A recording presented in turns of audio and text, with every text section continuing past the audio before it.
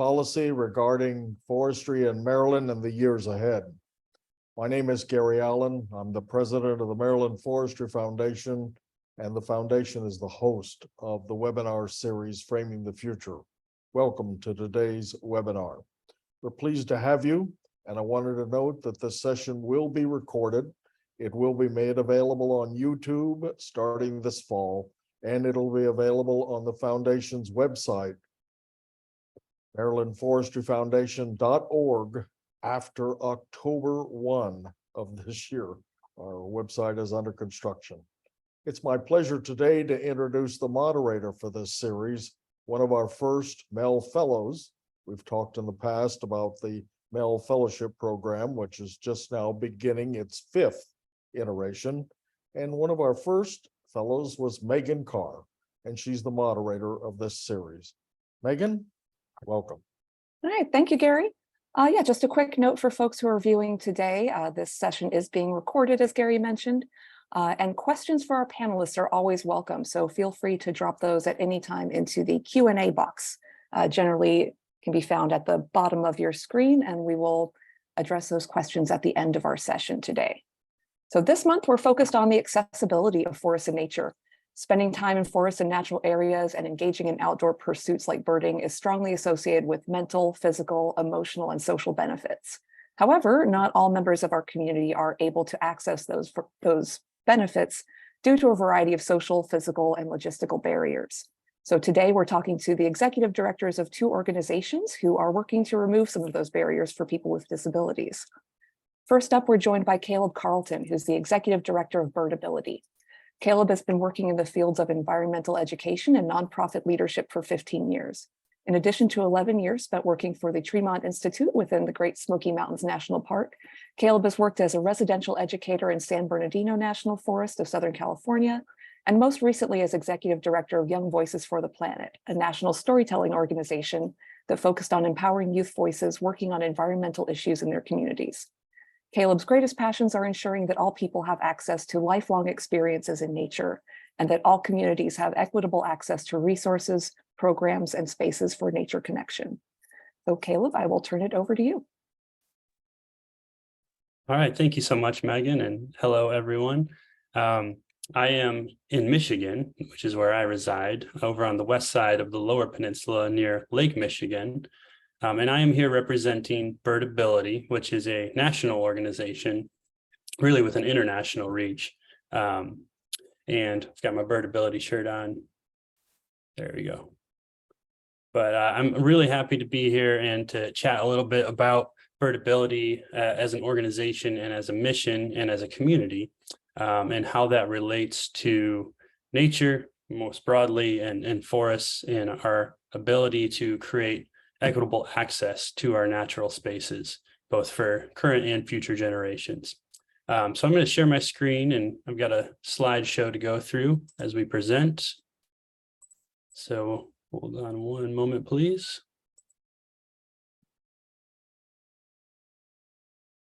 All right, does that look good? Looks great. Okay, great. Okay, Birdability. So this is Virginia Rose as a 14-year-old. She is the founder of Birdability and the current president of our board of directors. And she fell off of a horse and had a spinal cord injury. And she has been a wheelchair user ever since. She is now a retired English high school teacher and came to the activity of birding about 20 years ago now at this point, and it changed her life in a big way. So here is Virginia more recently, and here's Birdability's mission: to share the joys of birding with people who have access challenges and ensure that birding locations and birding communities are accessible to everybody.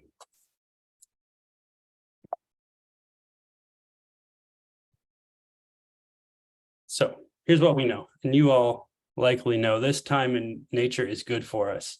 There are many different types of mental and physical and social benefits. And one of the things that drew me to Birdability and its mission is that birding can be a gateway, an entry point, an invitation into that lifelong connection and relationship with nature. And it can also be a very accessible activity. It's something that can happen right out your window, right from the back balcony, the back porch, the backyard, the local park. Contrary to kind of popular depiction, birding is not something that you have to go into far-flung, hard to reach, exotic locations to view those rare birds to get onto your life list. It's something that can happen in the community around you, in the world around you. It's also one of the fastest growing leisure activities here in the US. And at one point it was the fastest growing earlier this century. In 2022, about 45 million Americans enjoyed the act of birding. And yet 1 in 4 Americans have a disability, according to the US Census Bureau, including 36 million with a mobility challenge, 19 million who are deaf or hard of hearing, and 16 million who are blind or have low vision. So let's talk about what we mean when we say birding for just a moment. The act of enjoying wild birds is a pretty simple definition of birding. Here's one that's just a bit longer. Birding occurs in many forms, including but not limited to looking, listening, moving down a trail, sitting in a bird blind or other structure, sitting outside from a moving vehicle, via computer, via binoculars, with in-depth knowledge of bird identification, either via sight or song or call, or with very limited or no knowledge of bird identification. It can happen alone. It can happen in community with others.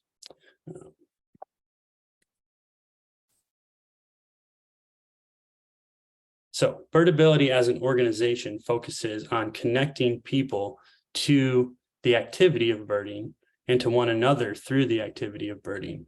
And as an organization, we focus on people who do experience access challenges. And that's a big, broad definition, umbrella term. And what we mean by that, under that can be folks with mobility challenges, blindness, chronic illness, intellectual or developmental disabilities, who experience mental illness or mental health issues, those who are neurodivergent, deaf, or have other health concerns. But even more broadly, we like to take into consideration folks that are at all different stages of life and the access challenges they may experience in those various stages of life. So parents who are using strollers when they're going out into natural spaces, what kinds of challenges may they experience? Grandparents who are trying to wrangle toddlers. Older people who are done with that bushwhacking, again, that far off, difficult to get to habitat that you want to go birding to. People with new medical diagnoses who are making an adjustment in life. Folks with grumpy joints, aches and pains. And we like to think of this as our future selves, that as we move through the various chapters of life, it is very likely that every single one of us is going to experience new and emerging, evolving accessibility challenges when we think about our relationship with the natural world and the spaces that we like to frequent and explore, and how that will change as we change throughout life. And ultimately, Birdability's mission can be wrapped up by wanting to ensure that everybody looks and feels like this when they have the access to nature that works for them, that meets them where they're at, and the community of people around them to go and experience nature with. So Birdability's mission can be broken down really into 3 different areas of work. We focus on creating awareness and access to the physical accessibility of birding in natural space locations. So trying to improve access as well as the depth and quality of information that people can find about the natural spaces, either in their area, in their region, or in a place that they are visiting, so that they can plan ahead of time to find spaces that, again, meet them where they are with whatever access challenges they are experiencing. Another part of the work is, doing our part to contribute to a welcoming and inclusive birding community.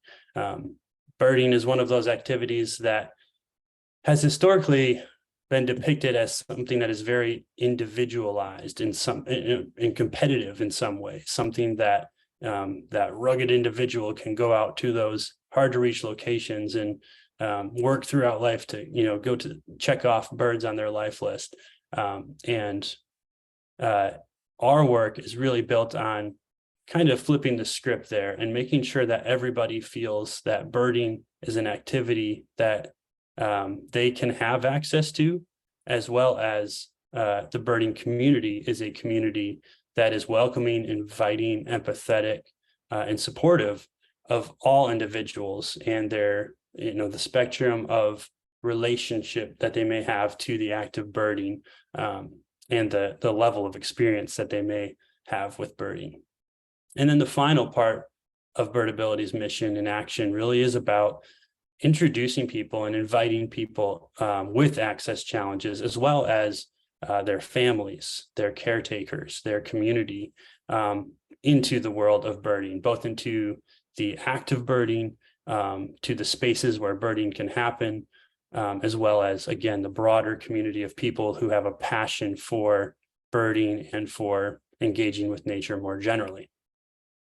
So I'll talk a little bit about how Birdability puts its mission into action in each of these three different aspects of its work. So first is the Birdability map. This was created with our partner, the National Audubon Society, to start to map out locations where birding can happen, which is broadly defined in this case, and really focuses especially on parks, on recreation spaces. So creating an interactive map where folks can go and, again, get as much information as possible about the different aspects of accessibility related to that location as they might think about planning to go to that space. And again, the goal is creating, as few barriers as possible so that as many people as possible have the resources and the support they need to go and experience nature wherever they may be. So at this point in time, the Birdability map has hundreds of entries across the globe. As you can see, they are focused in the US. So here's one, Grand Rapids, Michigan. This is near to where I live. This is the Blandford Nature Center, and the Nature Center itself actually put an entry into the Birdability map about the accessibility of its location. So on the left-hand side, you'll see a column that has several different aspects of accessibility and the different answers that anybody can make an entry into the Birdability map worldwide, and they can answer the information as best as they can about the accessibility of that location. They can include pictures, as you see here, about what the trail conditions look like, and any barriers that may exist along those trails, both actual barriers on that trail, as well as anything like such as steps that might be an access challenge. And here are some of the entries in the Maryland area. We need more entries in Maryland. So this is something that you could contribute to, and we'll talk more about that in a little bit. So moving from the physical accessibility of locations for birding into a different aspect of Birdability's work is the Birdability Volunteer Captains Program. And this is more about that welcoming and inclusive community that Birdability is focused on. So the Birdability Captains Program is a welcoming and inclusive community for all. It is a volunteer program that anybody can apply for and join.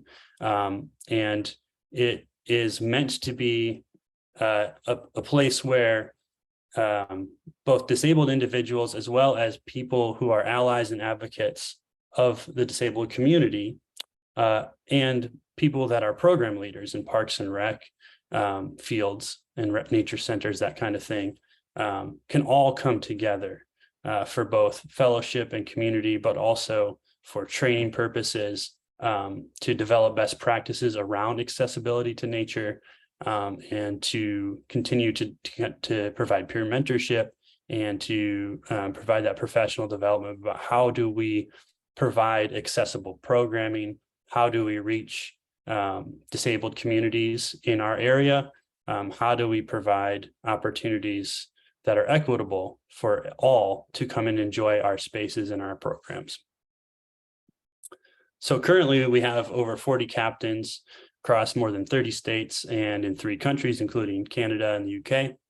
And we come together once a month, again, partially for fellowship, for peer-to-peer mentorship and support, and just to be in community with one another, to share our birding adventures, to talk about the spaces that we have adventured out into and the accessibility around those spaces, but also to receive training, to receive support, and to co-develop those best practices around inclusivity and accessibility of activities and spaces.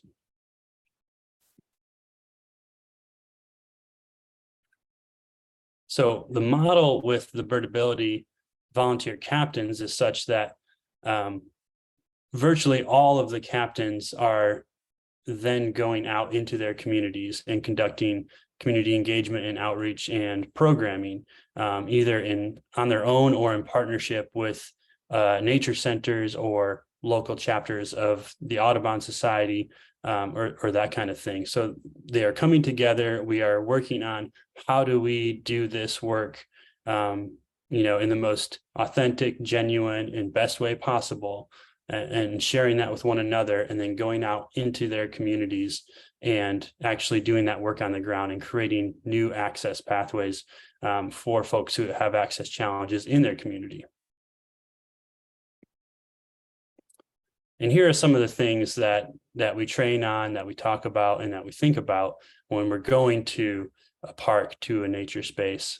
Some of the things that we want information on, and we want organizations and individuals to be thinking about when they are planning programs, when they are planning their spaces, their trails, that kind of thing. So information about the trail conditions, the slope, the surface type, that kind of thing, the length, the accessibility of parking, and then, the bathroom accessibility. Do wheelchair users have what they need to be able to access the bathrooms?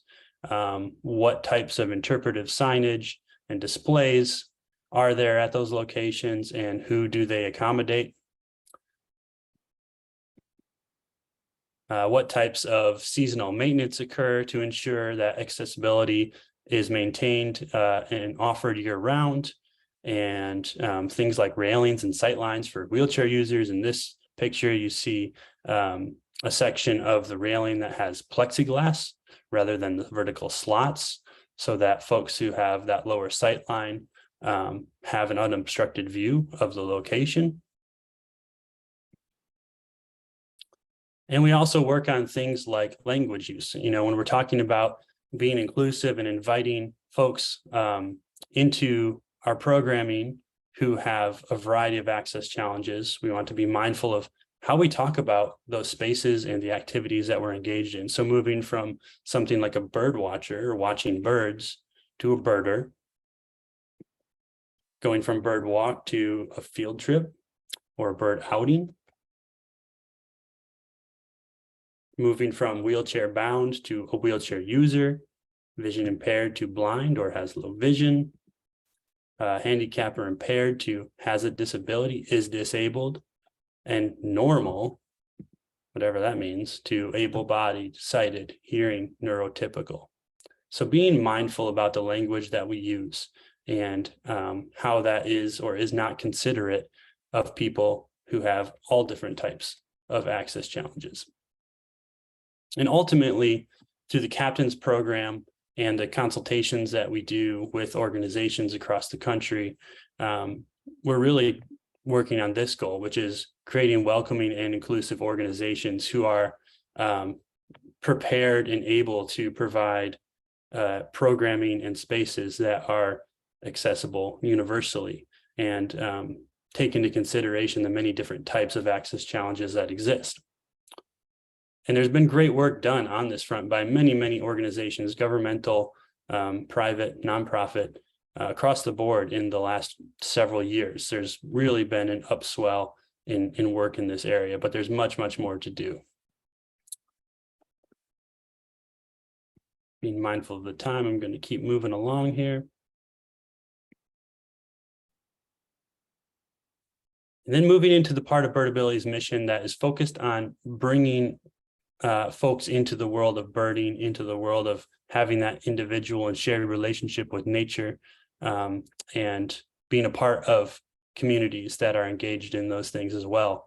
As we work with organizations across the country and develop our network of captains and partner organizations, we've got this broad community now. And one of the ways that we employ that community into actual programming engagement is through Birdability Week, which happens in October annually. And it's a week-long event with both in-person and virtual programming that is no cost, and meant to be as barrier-free as possible. And it happens organically. So we are coordinating with organizations across the country to create Birdability Week events that are accessible. And we are training individuals to host and facilitate those events. But we are doing this in partnership with those who are interested in creating and increasing the accessibility of their communities and their locations and their programming. So it's an ever-growing coalition of individuals and organizations who are taking the opportunity each year to put the spotlight on the accessibility of their space, of their program, of their community, and really being intentional about hosting birding related events that are accessible, and using that as a model to then think about and develop what programming and spaces should look like throughout the rest of the year for their organization or their space or their community.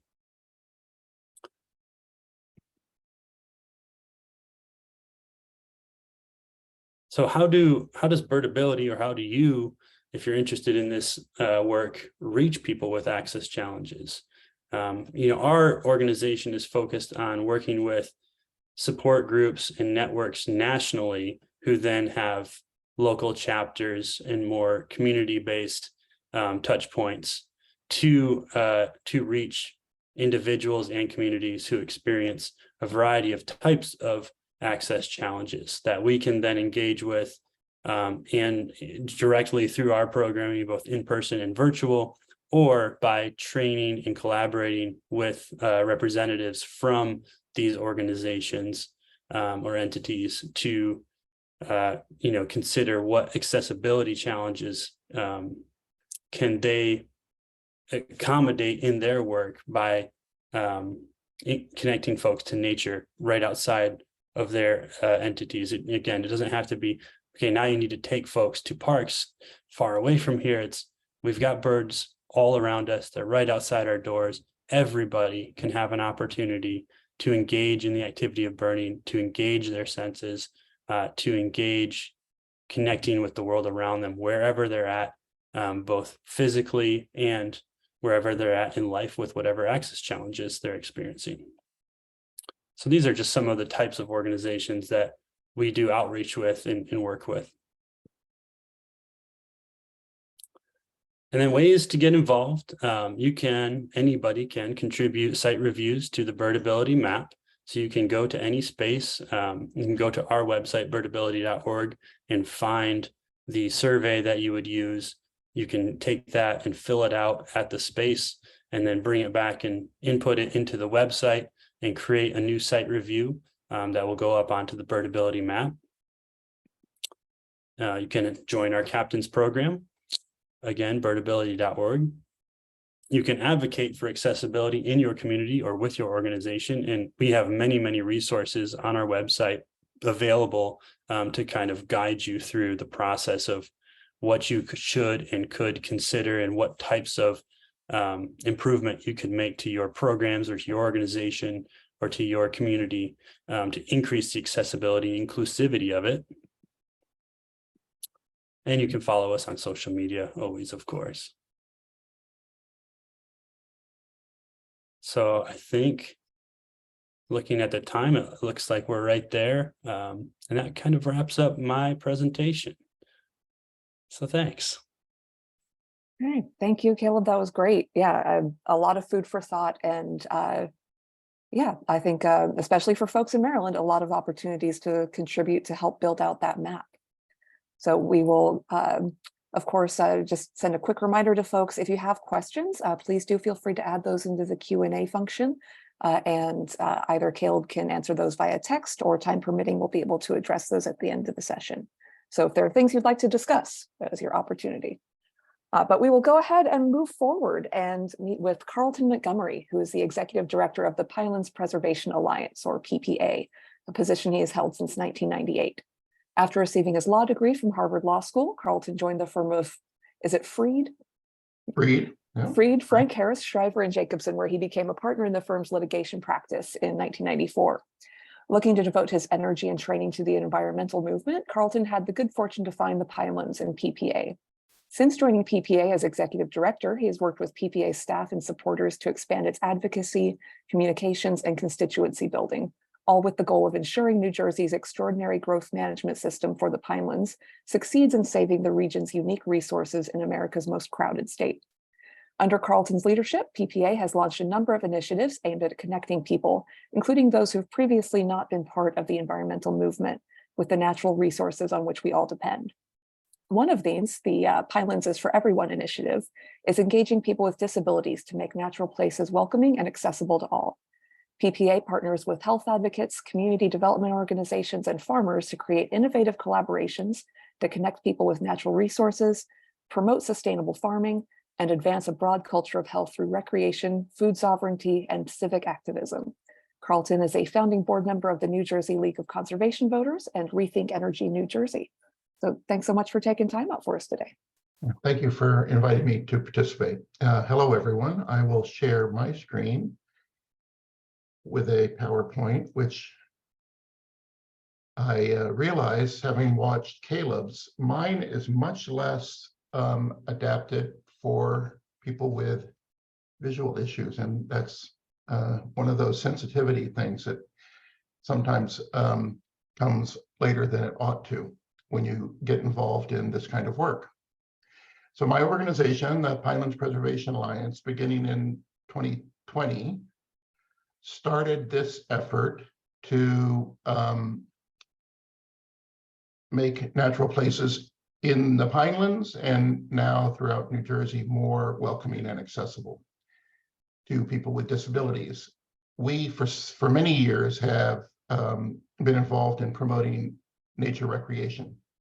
We have a canoe and kayak livery operation. So for anybody coming to visit South Jersey, paddling on our streams is one of the things you do. But we also have wonderful trails and scenic locations as well. But I realized at a certain point during the pandemic, and when I had some time to think, that all of the images, all of the opportunities, all of the services we're providing were not well adapted to people who had mobility issues or other kinds of situations that made being in nature difficult. So we began this project. We began by listening and trying to find out what we needed to learn first, and created through that process a forum, Access Nature Forum, with regular Zoom-based meetings for people to discuss, share wisdom, share ideas, and we hope over time begin to work together to change policies and practices throughout the state on this topic. We started collaborating on improving trails to make them accessible or more accessible, or to repair trails that had been damaged and were no longer accessible, by working with municipalities. These are just some of the people we're working with. The New Jersey Parks and Forests, which owns many hundreds of thousands of acres in the Pinelands and throughout the state, and the state's leading land trust, the New Jersey Conservation Foundation. Pinelands Adventures is our outfitter, part of our organization, And they have begun developing inclusive eco-programming, so guided trips into nature. And much as with the Birdability Project, we realized one of the main challenges for people is knowing where they can go and what it will be like when they get there, so that they plan a trip with some assurance that it's actually going to work. So we created the accessnaturenj.org map. It's a very similar sort of format to what we saw with Birdability, to identify sites that have different, at least some element of accessibility, and then providing detailed information about it. And communications has become a big part of this effort to normalize in people's minds the idea that anybody can enjoy nature if they are pointed to the places that work for them. And now we're working with partners to take things statewide from the Pinelands. The Pinelands, for those who don't know it, is an area of about 1 million acres of southern New Jersey, dominated by the Pine Barrens ecosystem. And in 1979, it received the benefit of a regional growth management plan, much more powerful than anything Maryland has ever tried to implement to control sprawl. And it's been very effective over time in preserving very large expanses of forest in, as Megan mentioned, the nation's most crowded state. So Pemberton Lake Trail, just as an example, this is a portion of the trail that is currently pretty accessible because it just happens to be sandy, hard, and flat. But other parts are not. And we are working on trying to get permission to improve the balance of it, including the use of stone, crushed stone, to help stabilize the surface, and encountering significant problems with environmental regulations, just turning out to be one of the biggest issues that we are seeing in expanding the number of accessible trails in the state. That regulations designed to control things like housing developments and shopping malls are being applied to 4-foot, 6-foot wide trails, which in my view is completely ridiculous, but that's what we're having to work through now. We're also working with the State Park Service, which has, I think partly through the advocacy that's come about through this effort, begun to take a strong interest in accessibility. Very, very few of our state park facilities were designed with accessibility in mind. So it's really a matter of retrofitting places, which is not ideal, but it's the way we have to go given the long history of developing trails for what might be considered the prototypical adventurous hiker. So the state has done some good things in putting in facilities. This is a place called Atzine Recreation Area with a very beautiful lake. And my colleague here, the fellow in the wheelchair in this photograph in the lower part, works for us and was invited to participate in the ribbon cutting because he has been a real strong advocate for this topic since we were able to bring him on board. And now we're looking to develop a dock in addition to these things that you can see here. Typically of bureaucratic problems, the park superintendent was able to get funding for these plastic mats that allow a person to get down to the water, but not for a couple of the beach wheelchairs for visitors to use. So we were able to raise funds and donate those. More into the core of the Pine Barrens, you have trails. And so we've been working on other trail projects as well as the Pemberton Lake Trail I mentioned. This is one that's in Brendan T. Burns State Forest, named after former governor who really led the charge in creating the Pinelands Protection Program. And so we're able to cooperate with the state and marshal volunteers to apply stone and smooth out rough bits in this really beautiful trail that's deep in the forest. These are just more pictures of what the trail looks like. Then on the lower right, that's what looks like when it's done. And it really works very well for wheelchairs, walkers, people with canes. It works quite nicely. We've partnered with this land trust, the New Jersey Conservation Foundation, that has many preserves across the state. And so for 22 of their preserves in central and southern New Jersey that are beautiful places like you see here, we've partnered with them and received some funding from the state to catalog all of the sites and trails and evaluate them for accessibility, identify priorities for improving accessibility in order to make their trails and their preserves available to everybody. And I think as Caleb talked about, you know, it involves a lot of, accessibility means a lot of things, not just a trail surface. It means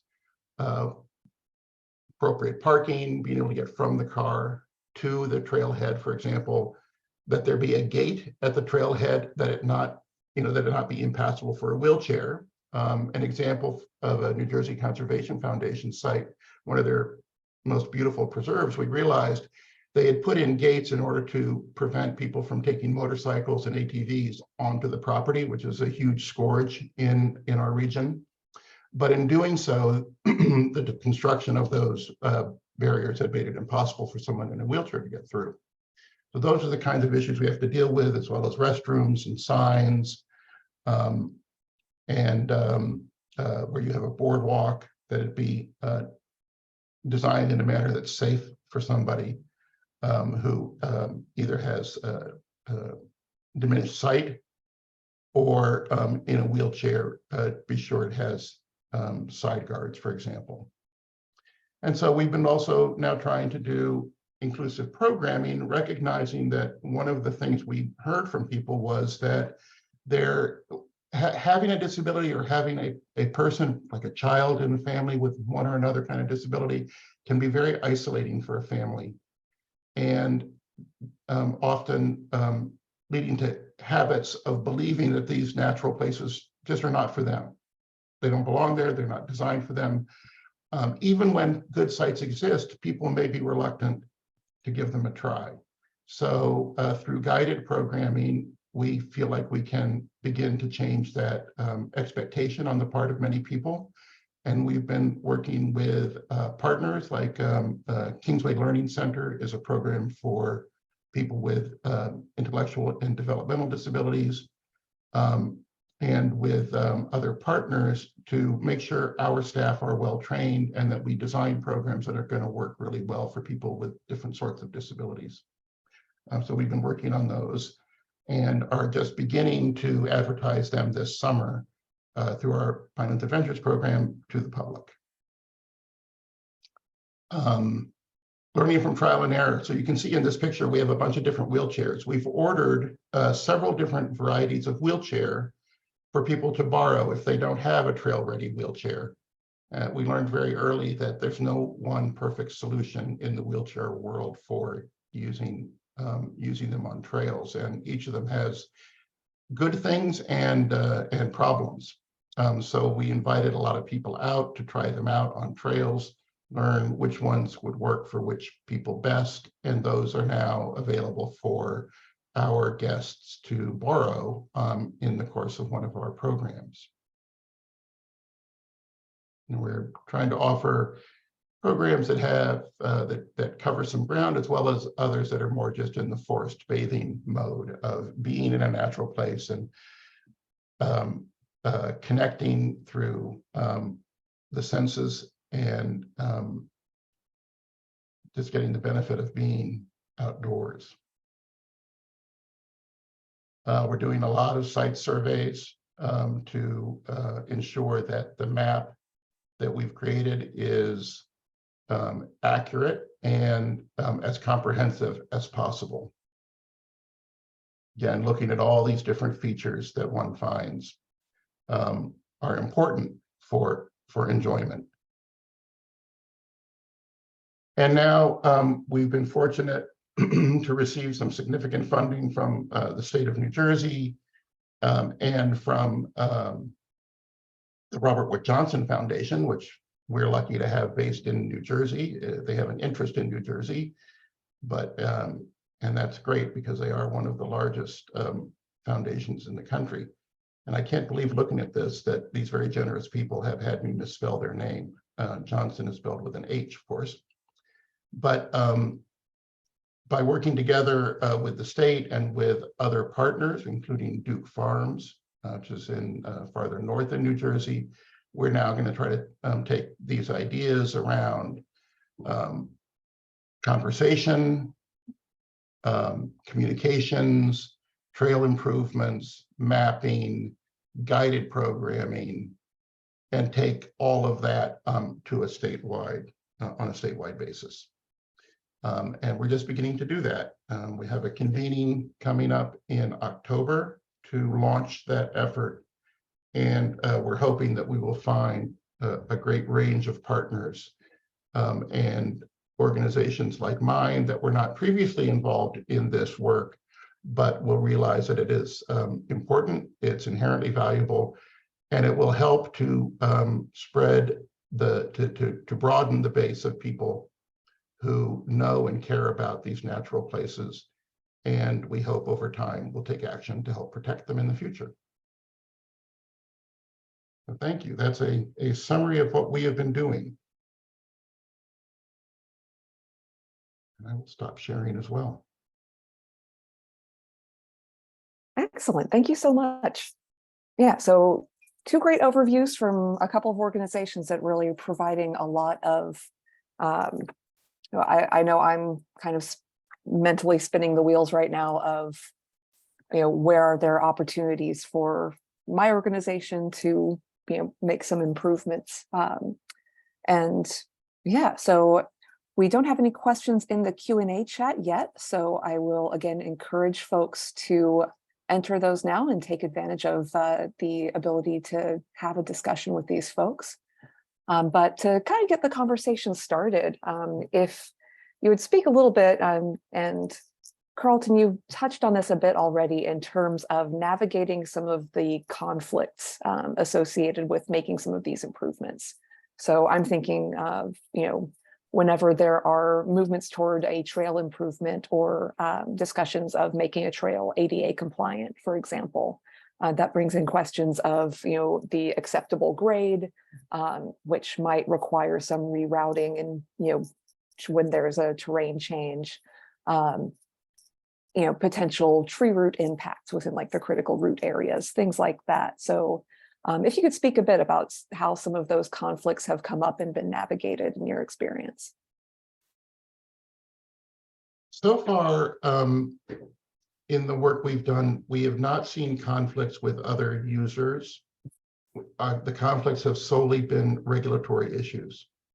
And that's where agencies, we have to deal with an agency called the Pinelands Commission, the state agency that has power over this protection program, and our Department of Environmental Protection. They have processes, they have procedures, they do things this way.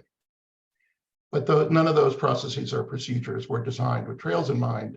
So the irony is that they incorporate irrelevant standards that really, where a trail simply cannot have the impact that they're worried about. But they don't incorporate the appropriate standards that one ought to take into account in designing trails. That actually fit very well with making trails accessible, like having it not too steep to helps to reduce erosion. So the regulatory scheme is completely out of whack with what's actually happening on the ground. And in the course of creating just trails in general, typically, they don't involve any addition of material. Most hiking trails in nature are simply on the sand, the dirt, the rock, whatever is there. In order to make trails accessible and keep them that way over time, sometimes you do have to not only change its course and its grade, but also put crushed stone down that helps to connect it. And that doesn't create any problem with stormwater because the volume is so tiny from a narrow strip of this stuff. But it does, because of just the nature of the material, it kind of automatically kicks you into this regulatory scheme with stormwater rules, flood hazard regulations, weird pinelands, wetlands rules that are, great in many ways, but not really appropriate to trails. And the result is that the cost and time it takes to make a trail accessible is going to be prohibitive. If it costs $100,000 to make a 3/4 mile trail accessible, it's not going to happen very often. It's going to happen where a municipal government or a county government has a particular facility, and it's unlikely to be one that's deep in nature. It's most likely to be one that's in an existing park as opposed to like a state forest. And that's the situation we're in now, where the cost of developing these trails is looking to be so high as to be infeasible, and it's gonna just mean that very few people get to enjoy them.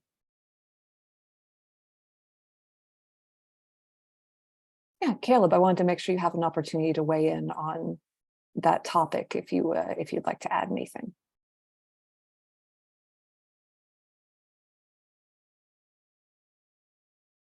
I don't have much to add on that. I think that was a really good overview, Carlton. Yeah. I think what I think we need, and this is something I'm hoping that we can accomplish here in New Jersey, is a reevaluation and a new kind of guidance document or a new overall regulation, if it has to be a regulation, that speaks specifically to the issues that are raised by trails, makes clear that based on plenty of evidence and plenty of examples that putting crushed stone on a sand trail has no impact on the surrounding ecology at all.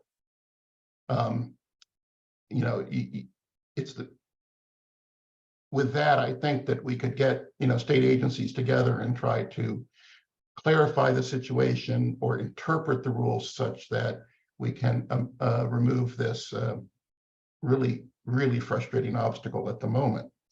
And I imagine similar regulatory challenges will arise anywhere because there are few places that wrote the rules any more than just as there are a few places that designed their trails with what we used to call handicapped accessibility in mind. Yeah, thank you. So we have a question from Janet, who asks, I lead Sierra Club walks, and I would like to make my outings more inviting to people who might not otherwise feel comfortable joining us. Can you tell us some specific things that people with disabilities look for as they screen places or organized activities, and how we can better create and communicate about activities that can get more diverse folks out to connect with nature? So Caleb, if you'd like to start. Sure. Thank you for the question, Janet. I think one primary simple thing that you can do is invite folks in your program description, your event description, invite folks to share any concerns or questions that they have, as well as any accessibility challenges that they experience and would like to share with the program or event leader. Put that right in all of your communication out, and think of it as an invitation to everybody to share any kind of information that they may want to share with you, so that you can feel better prepared to craft your event, your experience around specific accessibility challenges that your audience may experience. So by being intentional in inviting that and just acknowledging that accessibility challenges will be taken into consideration and attempted to be solved for in your work, in your program, that creates, I think, that really easy pathway in for folks. And then the other thing that I would maybe offer is one of the things that we talk about in our work with our captains is you can craft a program that is very, very accessible. and you can even advertise it as such, but thinking about who are you reaching in your advertisement of your event. Are you actually reaching out beyond the audience who may already feel comfortable, coming and going on a Sierra Club walk with you, with that organization in that space? So that if you do want to broaden accessibility to the work that you're doing and the kind of program you're offering, it may require going a step further and reaching out to organizations that work with the disabled community, and even just inquiring, say, are there groups, are there opportunities to advertise through you? Do you have a group that you would maybe like a program like this to be facilitated for? So, you can make the most accessible kind of program in the world, have wonderful language and how you describe it, but it still depends on who you're reaching. And to do this kind of work, to the best of our ability, it often requires going a step further and being more intentional about who we are inviting and who we are including in that engagement from the very beginning.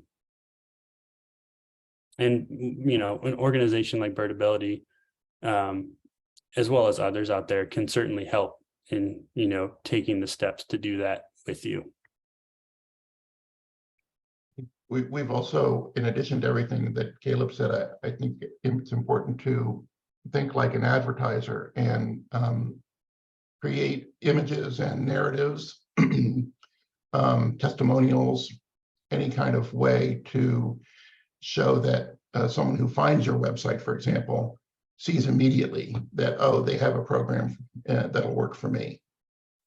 And also using, making sure your website pages have keywords that will come up, help them come up in people's searches.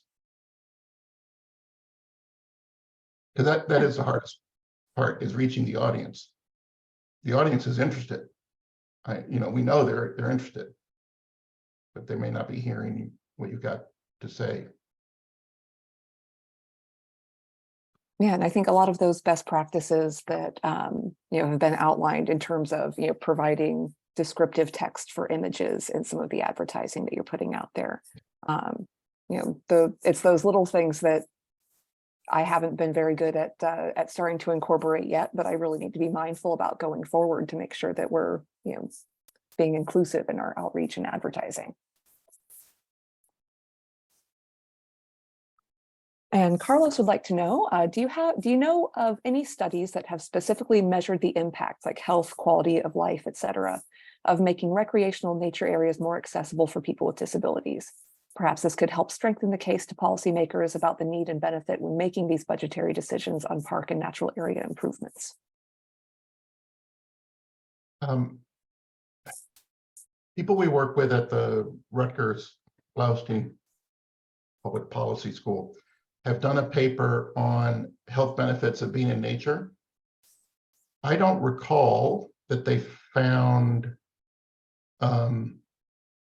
studies specifically about people with disabilities. They talk about health benefits that do connect with some disabilities, but it might be worth looking at that. If anyone, you can either email me, or you can look on the Rutgers State Policy Lab website, and you should be able to navigate to where they've got some white papers set up. There's one for me about regulatory obstacles, and there's other papers on this topic that you might find interesting, but one of them is on health benefits of being in nature.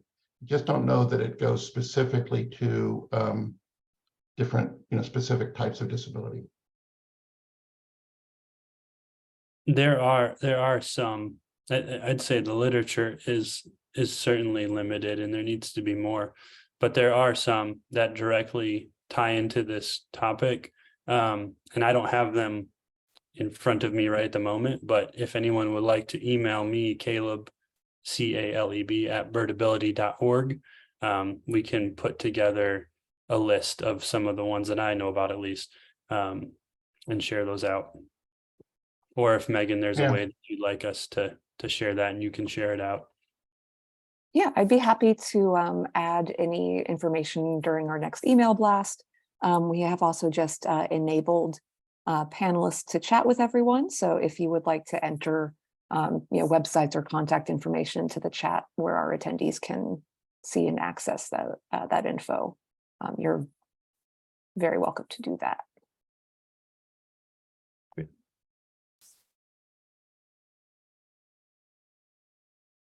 And Gary, you had a question about signage. I'm not sure I fully understood the question. So if you wanted to unmute to ask that. Well, I had a couple, if you don't mind. I'd like to start with Caleb just briefly.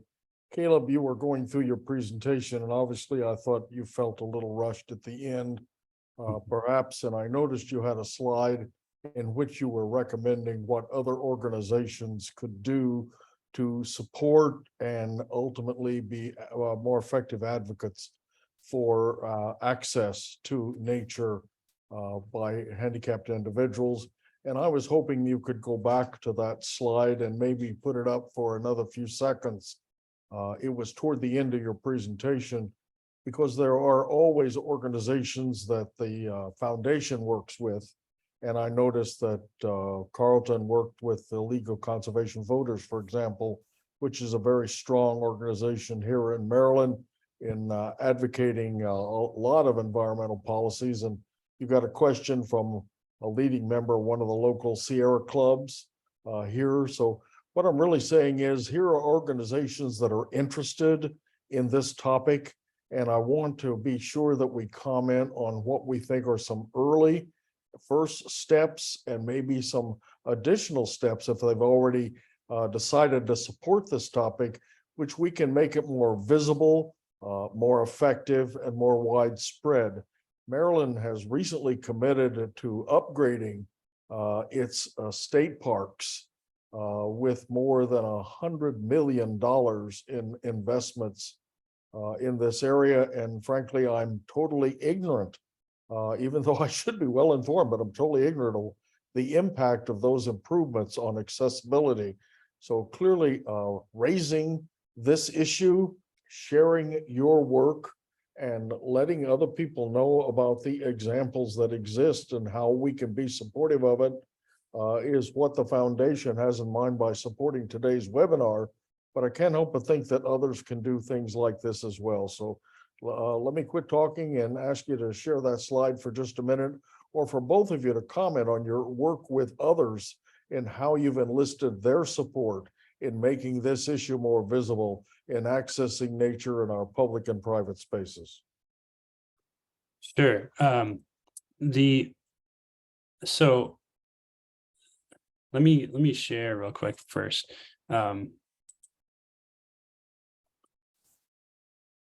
These were some of the really basic things, is having an inclusivity and diversity statement prominently displayed on all your materials is good. And then, as Megan was talking about, having image descriptions on any visual media, having the closed captions for all kinds of web-based programs and webinars and Zooms and that kind of thing are some very baseline accessibility things to do with more of the virtual space.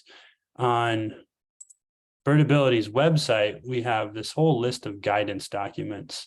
Some are specific to birding, most are not. Inclusive language use, the access considerations, they're pretty extensive, talking about the different types of access considerations that you can go through for a nature space. And they cover all different aspects of it. So that's meant to be a general guide for somebody that's getting started in working through these questions. And in terms of how we work with organizations, it's really starting from that's a simple, because this can become very complicated very quickly, and there's so many different aspects of what you need to do as an organization to be accessible in all of your work, and so many layers to it, but starting simple, just from, training individuals to be mindful in how they use language, how and who they are reaching out to in their work, and how they are representing the space that they're in. That is really the core of it. And then from there, as you're being mindful of that, you start to think about the space, the program, the community engagement. And I could do a whole nother presentation on this topic, but I'll leave it maybe there for the moment. One thing I might add to this is that nonprofit organizations, rely on funding for their staff time, and it works really well. It's worked really well for us in this and some other spaces to raise funds for not just our own work, but for those of our partners, and include that in the sort of budget for a grant application, for example. And so that you're able to share some of the funding, it helps organizations to devote staff time to a new topic. And if it's completely new for them, you really have to do that. As well as for raising funds for materials and supplies to actually carry out projects on the ground. So having an open mind about fundraising can be a good way to win new partners. Okay, well, I have 2 minutes after the hour, so I do want to be mindful of everyone's time, but just want to thank our speakers again for an excellent discussion today and for taking the time out to meet with us. Gary, any final comments? Well, I want to thank both of you again for raising our consciousness about an issue that many people are overlook. And I think this is a good opening to a topic that needs to be further explored. And so we'll commit in our work to helping open up the opportunity to discuss this even further in the months ahead. Having said that, let me simply say that for those of you who've tuned into today's webinar, we invite any and all of you to consider topics that you believe will frame the future of forestry in Maryland and throughout the nation, because as we look to shape and frame these issues, to broaden the discussion and deepen the understanding of the very things that we help protect and preserve, the treasures that we hold in the natural environment, particularly under today's threats, which seem to be, frankly, pervasive if you pay attention to the daily news. Thank you for tuning in today, and thank you very much for being a part of our seminar. Good afternoon. Have a good day.